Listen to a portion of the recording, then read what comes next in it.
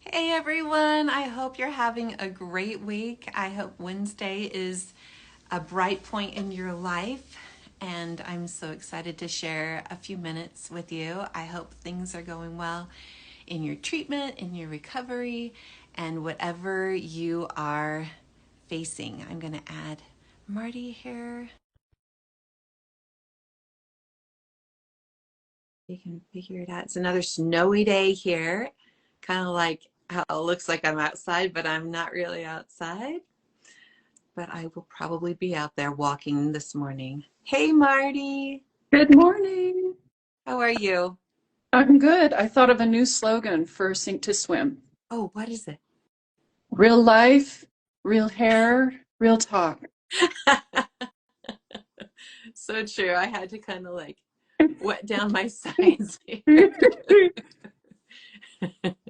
Real hair. Yep. And yours looks great, by the way. Oh man. Yeah, love it. Okay, so today we're going to jump in. Ha, jump in the pool. We're going to jump in and start swimming together. Yep. And we are going to talk about Scanxiety.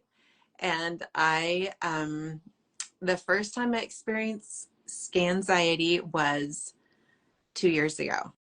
2 years Okay. ago, I was in that no man's land between diagnosis and waiting to meet with the surgeon. So I had no idea what I was facing, what was coming up, but I knew I had to get an MRI because my tumor did not show up on mammograms. It did not show up on ultrasounds.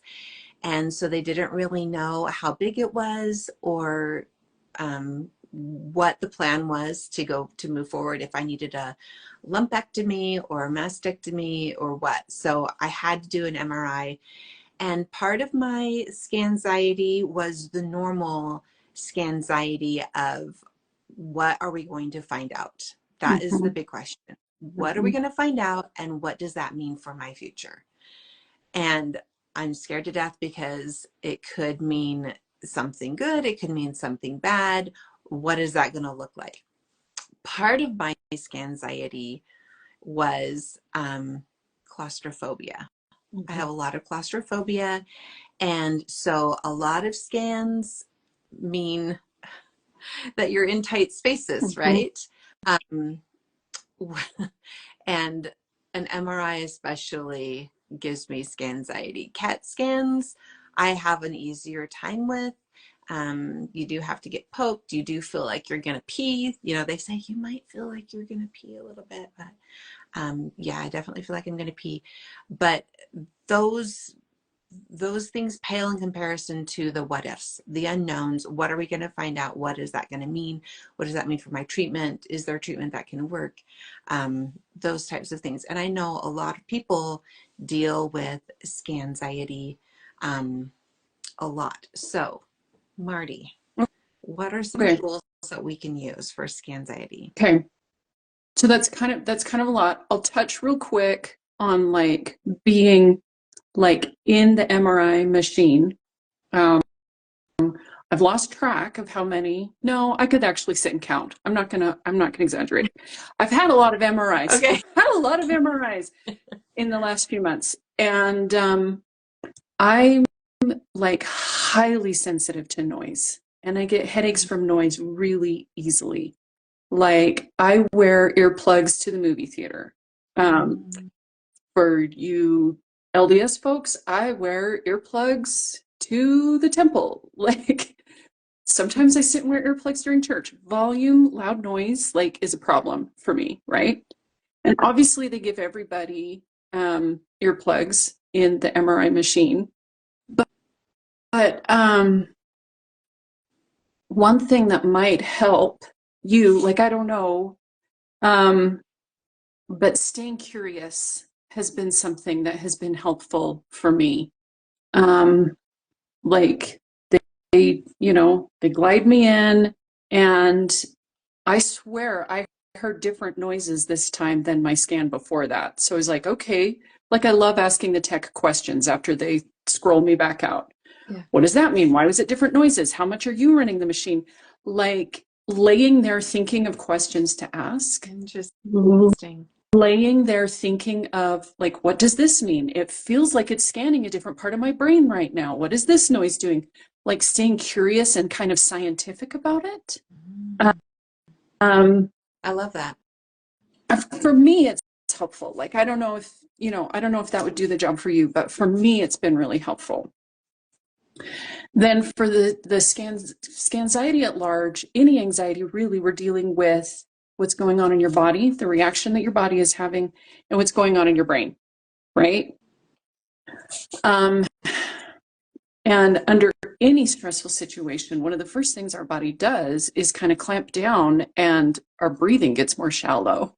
And that's why breathing exercises are so highly recommended for any kind of anxiety. It makes me want to take a deep breath right I now. know, it does me too.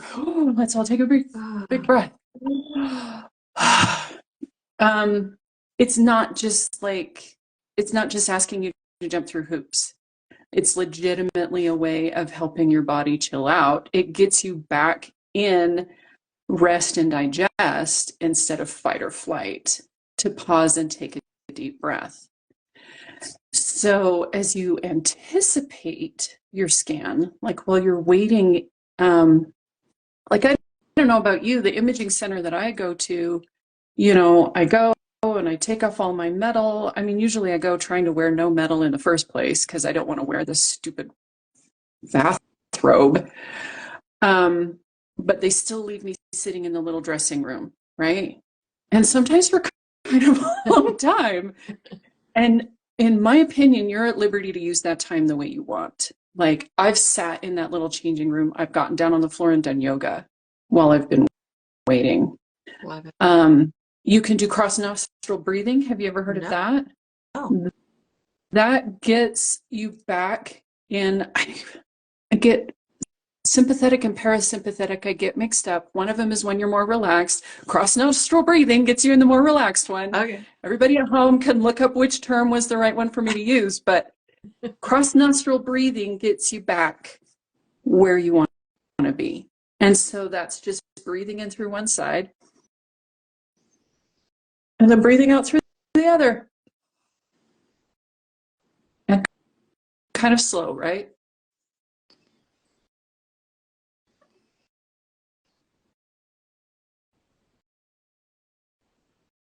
I already feel more chill. Yeah.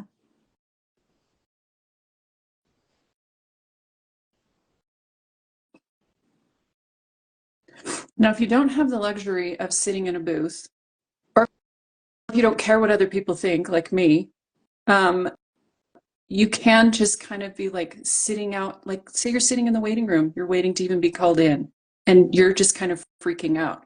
You can be pretty subtle about it. Yeah. And just even if you just cover one side and just kind of look like you're thinking or resting your head or something, you know what I mean? That's going to slow things down. That's going to get your body to go, okay, like taking it down a notch. So I've heard that exhaling longer than you inhale helps you relax too. I think anything that is derailing the racing thoughts, if you're having to focus, there could be something scientific about the longer exhale relaxing you, but there's also just something mental about it. You're having to focus on that, and it derails the racing thoughts, and it gets you to chill out, and that also helps you to relax. So it could be a double whammy. Yeah. It's a 2-for-1. Yeah, for sure. So that's something physical that you can do is focus on your breathing like that. And even just slowing it down. Like if you don't want to do cross nostril breathing, if you don't want to do like ninja single nostril breathing, like even just counting and breathing long in, or like the square breathing like we've talked about before, hold it for a minute, long exhale. If you want to juice it up like Cammy's version, inhale for 4, hold it for 4, exhale for 5, like whatever you're going to do. It can be as subtle or as I don't care what you people think as you want, right? Yeah. And it's going to help your body to chill out. Yeah. Now, as far as thoughts go, um, like we've talked about labeling it, so it can be as simple as going, okay, I'm freaking out right now, and just kind of acknowledging it makes you go, oh, okay, that's not where I want to go, and kind of helps you take control, right? Yeah. Another new exercise that I want to give you, though, is basically recognizing themes. Themes. I'm Yes. intrigued.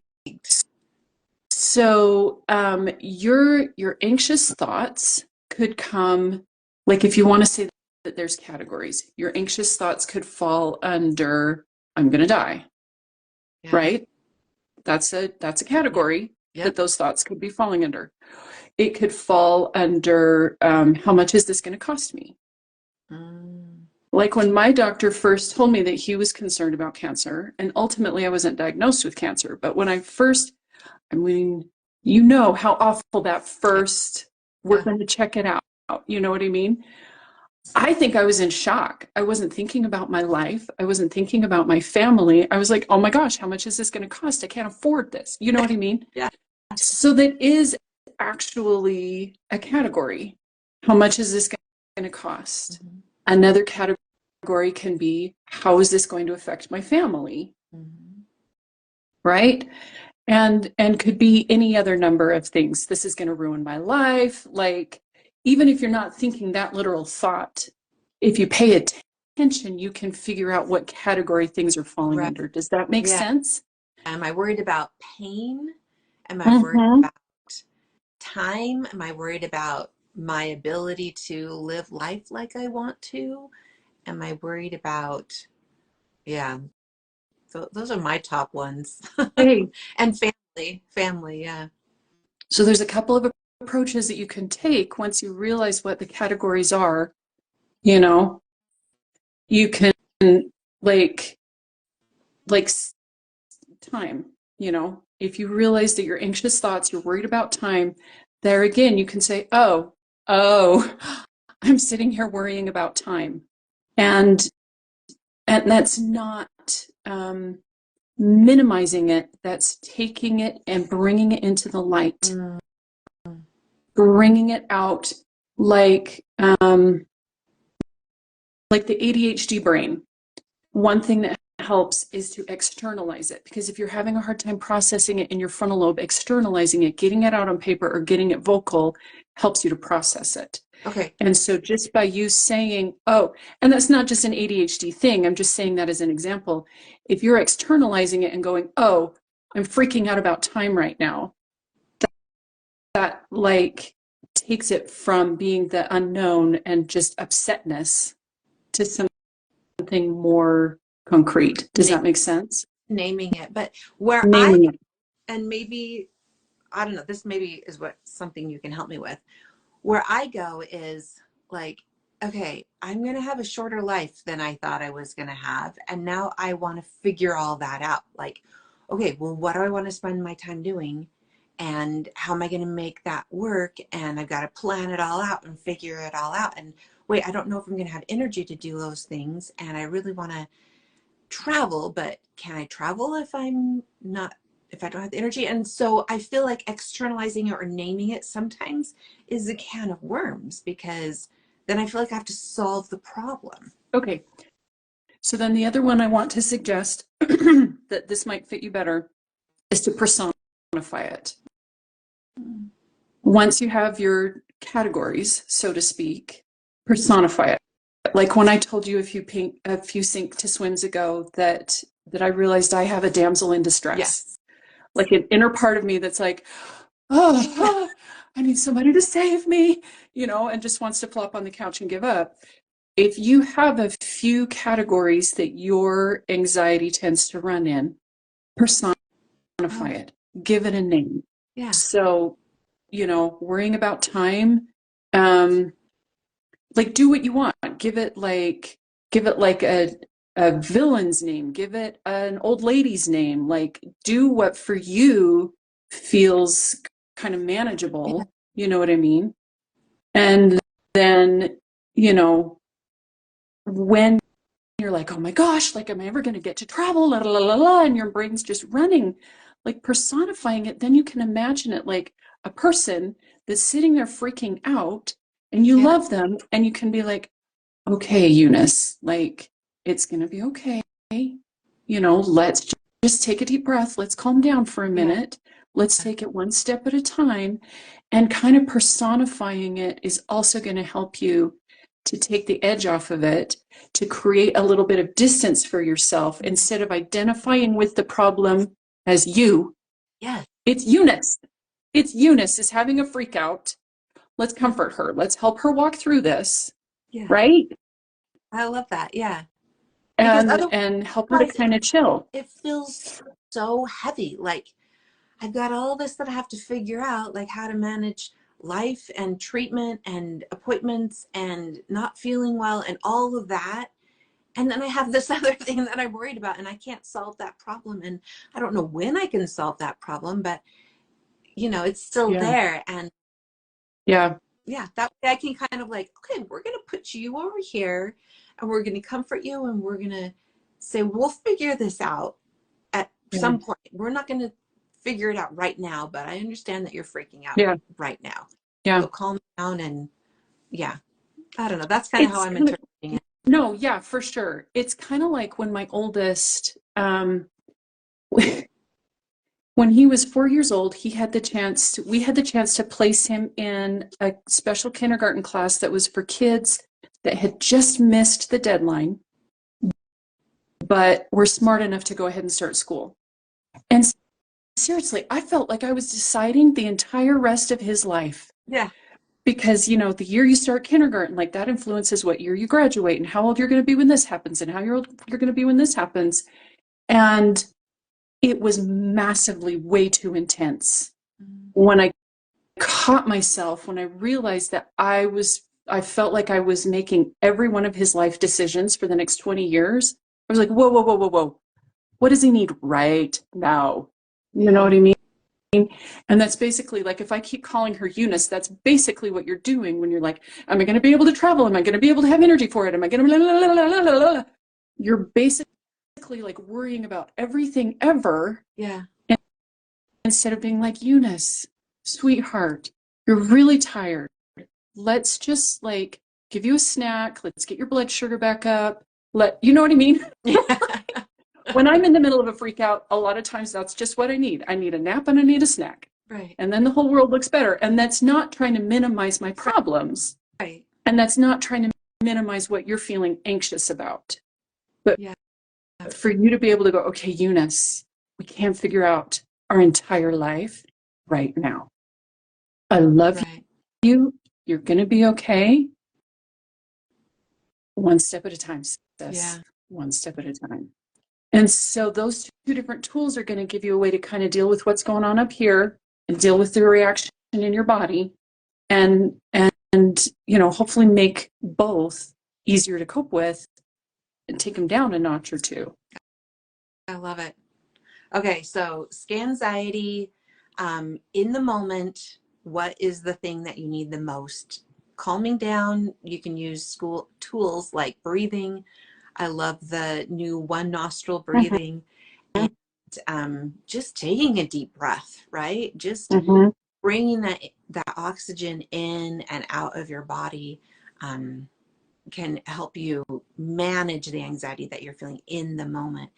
And then naming the anxiety, putting it in a category. What did you, oh, themes. Yeah. That's what you called it, right? Themes or categories. Yeah. Yeah. Yeah. Because we tend to, whether it's anxious thoughts, whether it's negative thoughts, they tend to kind of fall into a theme or a category. Recognizing that gives you amazing power. Right. And just knowing, okay, I'm not worried about all of these things over here right now. It's not everything. It's really just this one thing that I'm worried about. And naming it and even comforting it and saying, okay, I can't solve the problem right now, but at least I know you're here and let's do the next best thing for you to Mm-hmm. get you through this next Mm-hmm. moment or hour or whatever, the scan itself. Yeah. And then waiting for the results. Oh my gosh, that's a whole thing, you know. Even writing a list of ways to distract yourself, that helps me. Um, Cool. anyway, I love these ideas. I love that you've been through Scanxiety probably more times than you want to. I mean, who wants to? Nobody wants to. But we can do this. We can swim together. We can sync up and swim together and use That's, these little tools. Getting outside myself is always helpful. Looking at yes. somebody else and what do you need?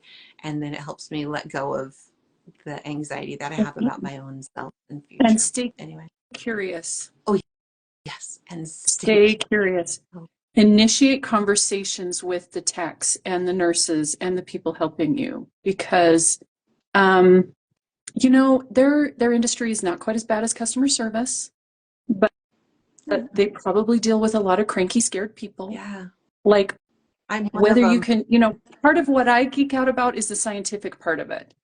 But like, you know, they're still a human being. So even if you're not curious about technically what they're doing, you can be like, how's your day? Yeah.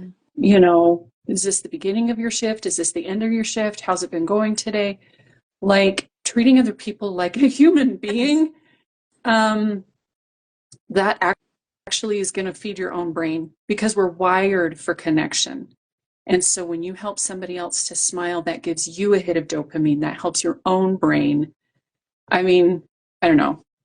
I could go on about that, but you are going to reap benefits from being kind to somebody else in your stressful situation for multiple reasons. Like, it's a layers deep list of benefits that you get from being curious and kind in your stressful situations. I love that. It's a selfish reason to be kind to other people, but it I benefits want to be happy. everybody. It's a You want to be win-win. happy. There's nothing wrong with that. There's ways we can achieve it. Yes, it's a win-win for sure. I love this. I Yeah. think we had a Yeah. great conversation. Thank you so much. I love these tips, and we'll post them. You can find Sink to Swim on Instagram right here, and you can also find it on YouTube. And also make sure, if you haven't signed up to join us at Pink Sink Tea, make sure you just go to pinksink.org and register. It's going to be a fantastic um, event. I am super excited about all the different vendors we're going to have there, all of the different providers and specialists that we're going to have there, and all of the guests, all of the breast cancer patients and survivors that are going to be there. And we are going to sync up and swim together. We can do this together. Good Thank stuff. you, Marty. Thank you, everybody. Have a great day. You can do this. That's Bye. right.